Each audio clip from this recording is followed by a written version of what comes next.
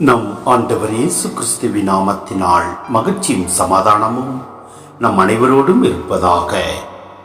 நீதித்தலைவர்கள் 6:12-16 முடிய.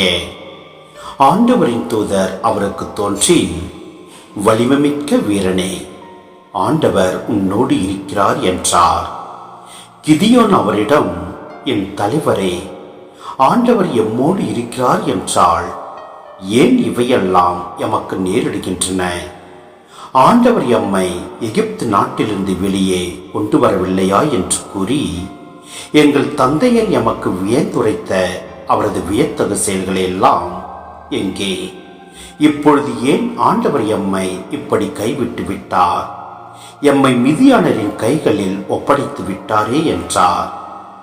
ஆண்டவர் அவர் பக்கம் திரும்பி, உன்னுடைய இதே ஆற்றலுடன் செல்வாய், மிதியானியர் கையில் இருந்து இஸ்ரேலை நீ விடுவிப்பாய், உன்னை அனுப்புவது நான் அல்லவா என்றார்.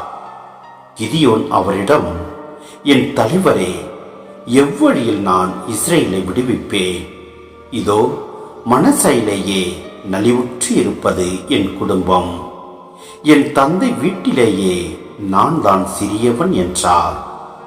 ஆண்டவர் அவரிடம், நான் உன்னோடு இருப்பதால் நீ தனி ஒரு ஆளாக மிதியானரை வெல்வாய் என்றார்.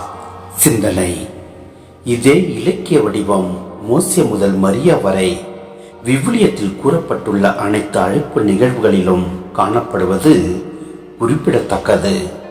இதன் கூறுகளாவன: இறைவனை சந்தித்தல், வாழ்த்துதல்; பணிதல், மனிதர் வினவுதல்; கடவுள் விளக்குதல், அடையாளம் தருதல்; மனிதர் ஏற்றல். கிதியோன் அழைப்பில் இந்த கூறுகள் இடம்பெற்றுள்ளதை நாம் இவ்வாறு காண்கிறோம்.